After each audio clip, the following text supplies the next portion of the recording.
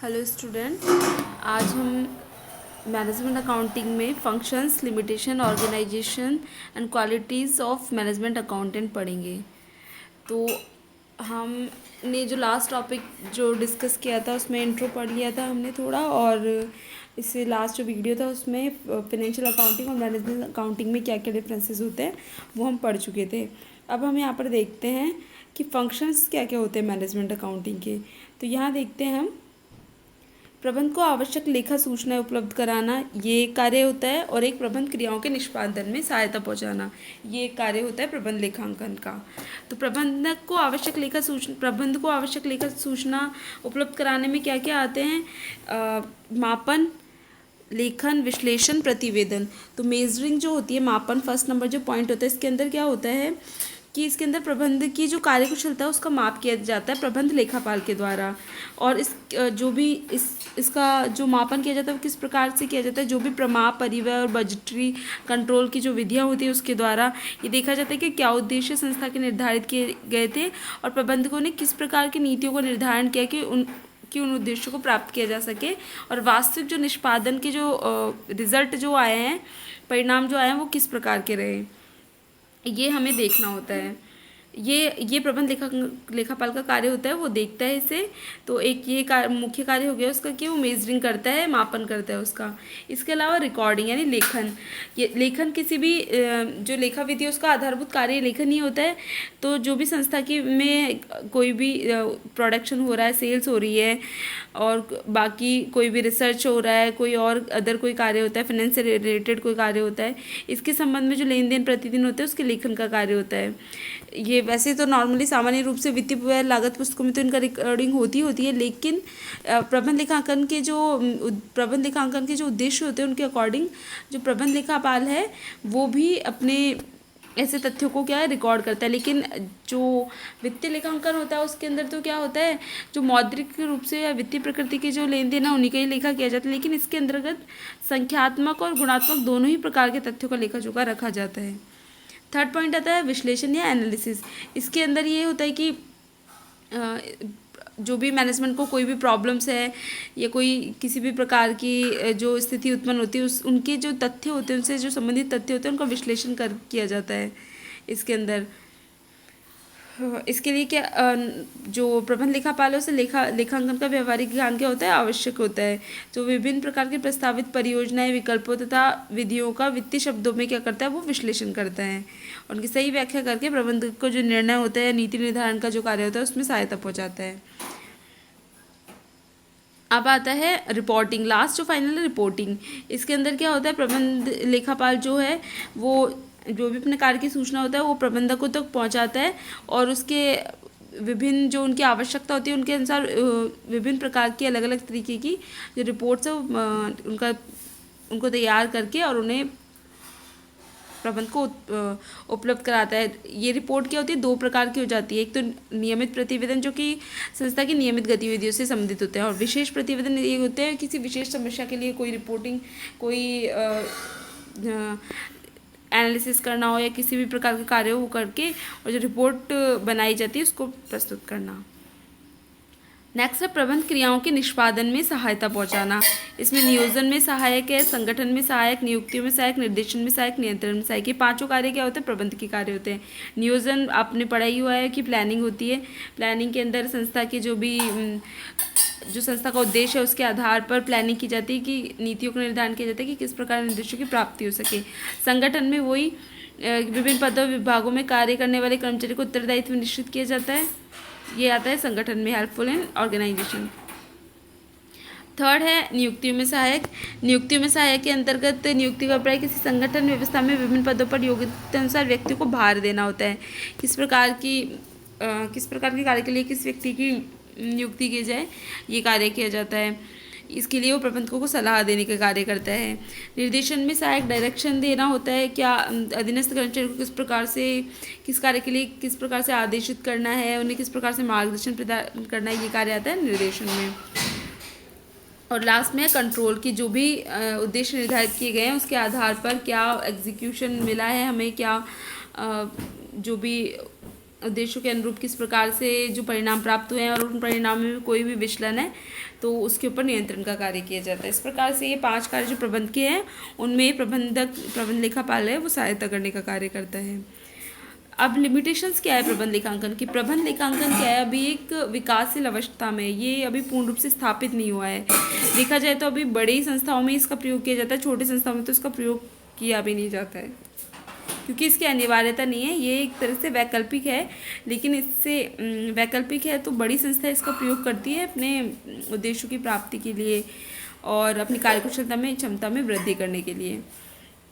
अब हम यहाँ पर देखते हैं जो प्रबंध लेखांकन की सीमाएं क्या है, वही कि वित्तीय एवं लागत लेखा विधि पर आधारित होता है। हाँ, ये वित्तीय एवं लागत लेखा विधि पर आधारित होता है क्योंकि वित्तीय लेखे और जो लागत लेखे होते हैं उनके जो आंकड़े होते हैं उनके आधार पर इसके जो भी उनके जो आंकड़े होते हैं उनका प्रयोग किया जाता है। मौलिक आंकड़े यहीं से लिए जाते हैं, उनके जो सूचनाएं होती हैं उसके आधार पर ये अपने विश्लेषण का कार्य, रिपोर्टिंग का कार्य करता है। तो अगर वित्तीय एवं लागत लेखांकनों में कोई मौलिक सूचनाएं सत्यता नहीं हो, उनमें अगर असत्यता प्रकट की जा रही है तो क्या होगा? प्रबंध लेखांकन भी अब सही परिणाम नहीं दे पाएगा। इसके अलावा विस्तृत क्षेत्र होता है। प्रबंध जो होता है वो उसको अनेक उद्देश्यों की प्राप्ति करनी होती है। इससे क्या होता है, इसकी संस्था के जो विभिन्न उद्देश्य होते हैं तो क्षेत्र क्या है उसका विस्तृत हो गया, जिससे कि भावी अवसरों के पूर्वानुमान, व्याख्या एवं नियोजन का कार्य बहुत कठिन हो जाता है क्योंकि इसका क्षेत्र बहुत ज़्यादा विस्तृत होता है। तो पूरे विस्तृत क्षेत्र में कार्य करना थोड़ा सा कठिन होता है। इसमें सतत प्रयत्न का अभाव, जब तक कि जो प्रबंध लेखापाल है ये विशेष कार्य करता है तो अगर उसके जो रिजल्ट हैं उनका पूर्ण रूप से प्रयोग नहीं किया जाएगा, जो निष्कर्ष वो निकालता है और वो संस्था के जो उच्च प्रबंधकों को उपलब्ध करवाता है, तो अगर उसके जो निष्कर्ष हैं या उसकी जो रिपोर्टिंग है उससे अगर संस्था में मौलिक रूप से क्रियान्वयन अगर उसका नहीं किया जाएगा तो प्रबंध लेखांकन जो होता है वो सफल नहीं हो पाएगा। मानव तत्व का प्रभाव, इफेक्ट ऑफ ह्यूमन फैक्टर, यानी प्रबंध लेखांकन में जो भी सूचना एकत्रित की जाती है वो मानवीय प्रभाव के द्वारा, मानवीय या व्यक्तिगत प्रभाव से प्रभावित होती है। अगर वहाँ पर किसी भी प्रकार की कोई भी कमी रही है मानवीय स्तर पर तो जो इसका जो परिणाम है वो क्या हो जाएगा? विचलित हो जाएगा। जो प्रबंध लेखांकन का परिणाम है और प्रबंध लेखापाल का उद्देश्य है वो प्राप्त नहीं हो पाएगा। वृद्ध ज्ञान का अभाव, लैक ऑफ थ्रो नॉलेज, क्या होता है? जो प्रबंध लेखापाल है उसको सभी विषयों की पूर्ण रूप से नॉलेज होनी चाहिए, जैसे अर्थशास्त्र, सांख्यिकी रही, इस प्रकार के सभी कार्यों की नॉलेज, कानून की ज्ञान होना चाहिए, उसे अंकेक्षण का ज्ञान होना चाहिए, सभी प्रकार का ज्ञान होगा। अगर उसे इस प्रकार का ज्ञान नहीं है तो प्रबंध लेखांकन वो पूर्ण रूप से अपना कार्य नहीं कर पाएगा। ये प्रशासन का विकल्प नहीं है, इस बात को 6 पॉइंट है, प्रशासन का विकल्प नहीं, ये एक अल्टरनेटिव नहीं है एडमिनिस्ट्रेशन का, ये एक उसके सहायक के रूप में कार्य करता है। ये एक उसका टूल है, एक यंत्र मान सकते हैं आप उसे, ये उसको रिप्लेस नहीं कर सकता है। समय तत्व का अभाव, इफेक्ट ऑफ टाइम फैक्टर,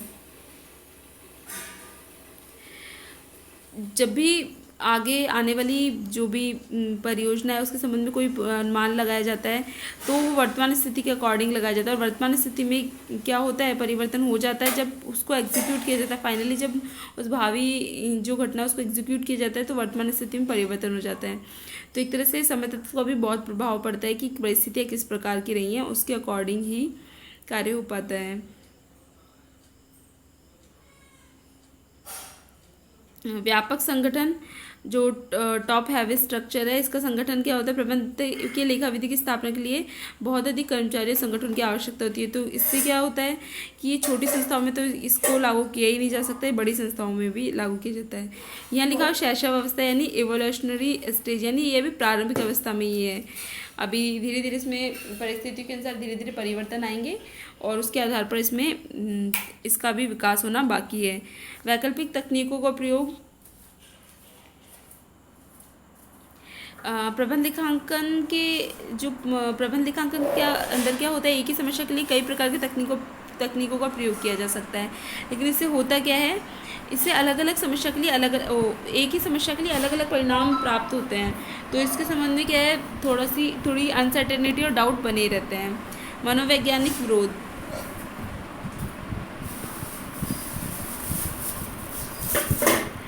प्रबंध लेखापाल प्रबंधक हैं वो क्या होते हैं, प्रबंध लेखापाल की जो परिणाम जो अपनी रिपोर्ट प्रस्तुत करता है उसे लागू करने में थोड़ा हिचकिचाते हैं, तो एक तरह से उनके अंदर इसके लिए एक मनोवैज्ञानिक विरोध की स्थिति रहती है। प्रबंध लेखांकन का संगठन, अभी यहाँ पर हमारा नेक्स्ट टॉपिक है, ये हम देखते हैं कि प्रबंध लेखांकन का संगठन वो दो प्रकार से होता है, कार्यानुसार भी हम कर सकते हैं, विभागानुसार। तो ये एक स्ट्रक्चर दी हुई है, कार्यानुसार थोड़ी सी फॉर्मेटिंग चेंज भी होती है, हो सकती है अलग अलग संस्था के अकॉर्डिंग, पर हम ये देखते हैं कार्यानुसार लेखांकन संगठन है। जो फर्स्ट अध्यक्ष हुआ, फिर कंट्रोलर या नियंत्रक हुआ, फिर उसके अंडर में ये आ गया मुख्य लागत लेखापाल, बजट अधिकारी, मुख्य लेखापाल, मुख्य कारखाना लेखापाल, मुख्य अधीक्षक। इस प्रकार अलग अलग जो कार्य हैं उनके लिए अलग अलग कंट्रोलिंग ऑफिसर रहते हैं। इसी प्रकार सेकंड हम देखते हैं विभागानुसार संगठन, इसकी भी एक स्ट्रक्चर दी हुई है यहाँ पर कि विभागानुसार किस प्रकार अलग अलग संगठन के अंदर किस प्रकार से अलग अलग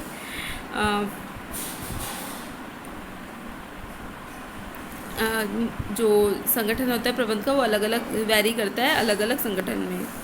अब नेक्स्ट आता है हमारे प्रबंध लेखापाल के अंदर क्या क्या गुण होने चाहिए। यही कि प्रबंध लेखापाल को लेखांकन का भी ज्ञान होना चाहिए, क्योंकि लेखांकन तो मुख्य कार्य हो गया लेखापाल के लिए, तो लेखांकन की तो इससे जानकारी होनी ही होनी चाहिए। इसके अलावा सांख्यिकी का ज्ञान भी होना चाहिए। उन्हें विभिन्न प्रकार के ग्राफ चार्ट्स का प्रयोग करेगा, विभिन्न विश्लेषण के लिए विभिन्न प्रकार के टूल्स का प्रयोग करेगा जो कि सांख्यिकी के द्वारा ही संभव है।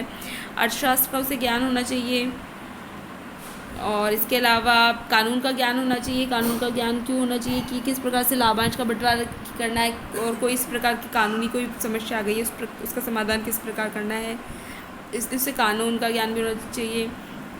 मनोविज्ञान का ज्ञान इसलिए क्योंकि उसे जो संस्था में मानवीय कर्मचारी और ये सभी कार्य करते हैं, तो श्रम उनसे जो उनकी कार्यकुशलता में वृद्धि के लिए उनकी मनोस्थिति को भी जानना आवश्यक होता है।